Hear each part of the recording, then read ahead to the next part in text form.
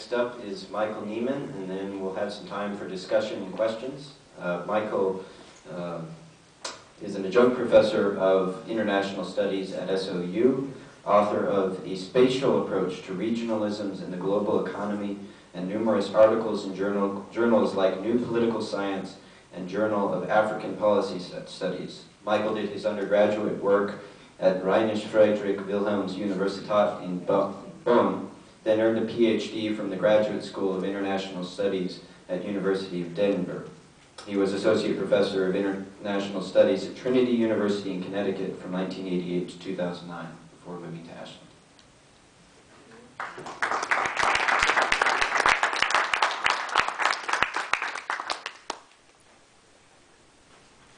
Thank you, Evan, and good evening. I want to just sort of, as per promise, give you just a quick overview of what the International Atomic Agency does, and specifically what it has said with regard to Iran.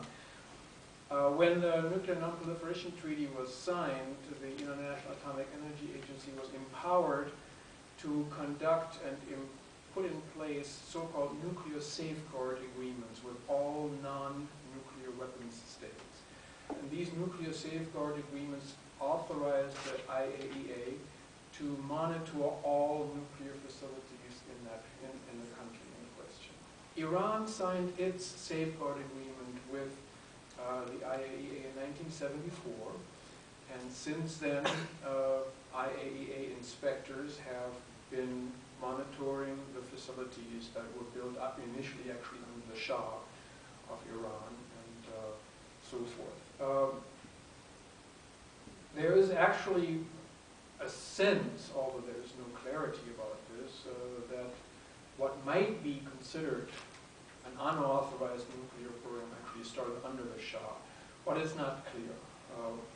What I'm going to talk about tonight is just to give you a quick review of the most recent full report that the International Atomic Energy Agency issued in November 28th, 2011.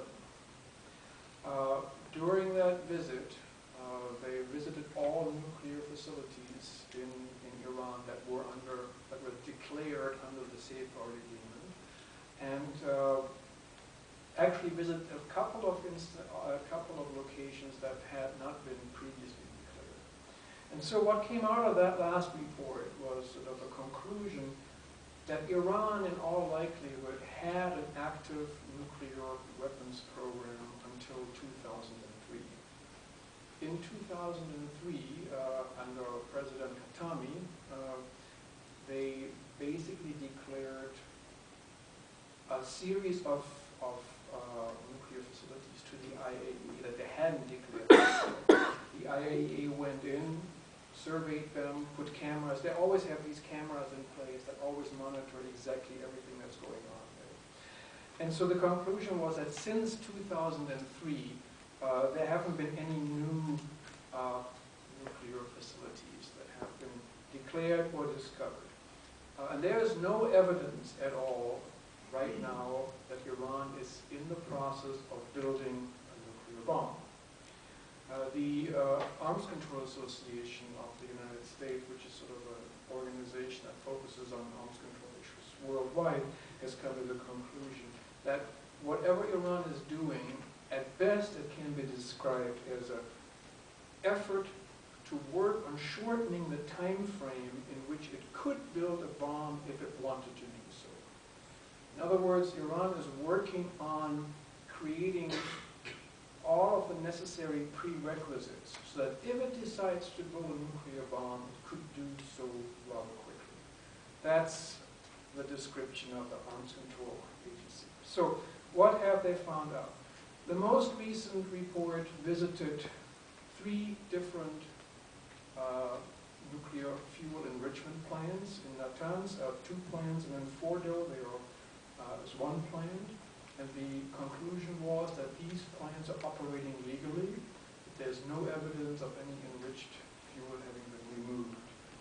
There's also no evidence of reprocessing activities, i.e. taking plutonium from an existing nuclear reactor and reprocessing it for nuclear purposes.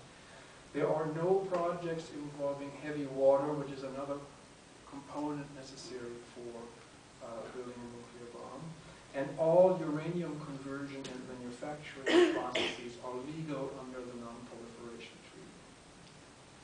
There was also no evidence of any diversion of enriched uranium from the declared sources.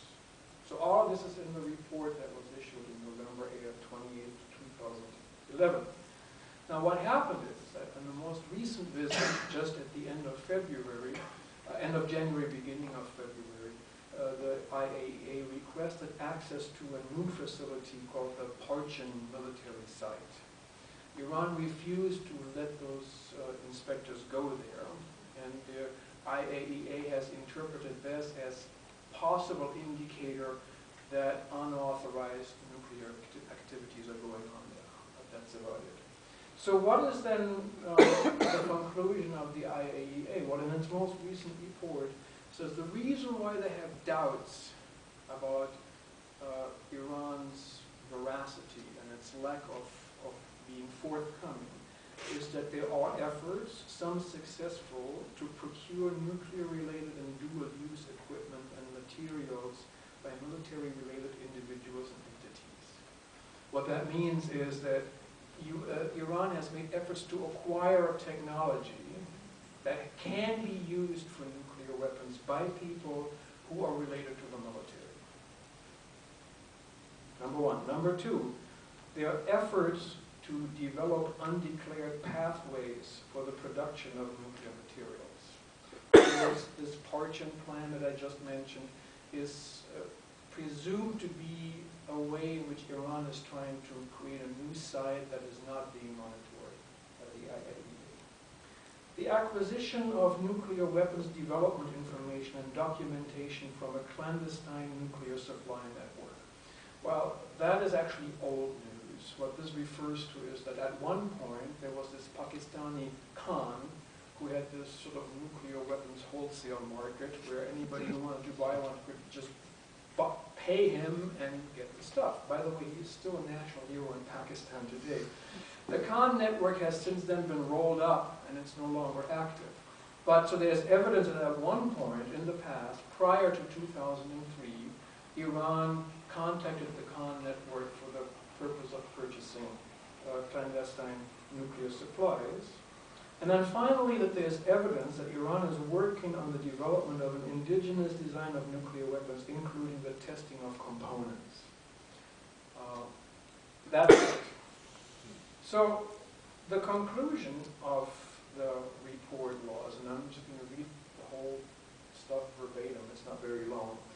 The agency has serious concerns regarding possible military dimensions to Iran's nuclear program.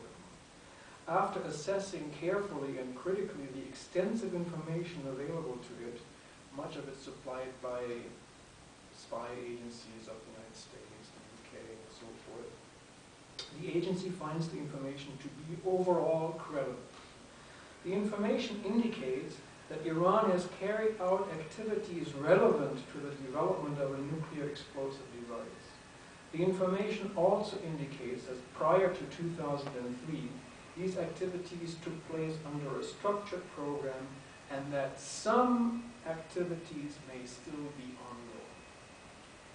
That's the entirety of the evidence that the organization that's charged with supervising nuclear developments around the world, that's the entire evidence they have, that some activities may still be ongoing. I can't think of a more vague way of formulating that without saying there's actually nothing going on. So I want to point out one more aspect that gives the U.S. just a little bit of leverage.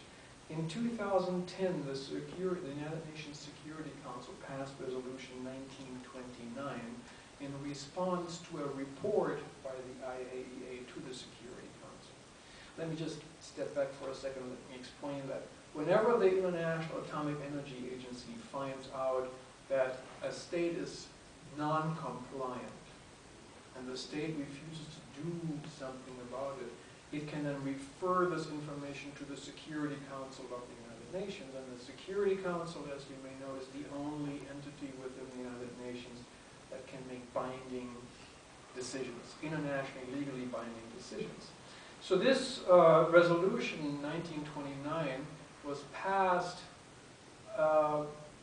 in a sense surprisingly, because both China and Russia voted in favor of it, which they usually have not.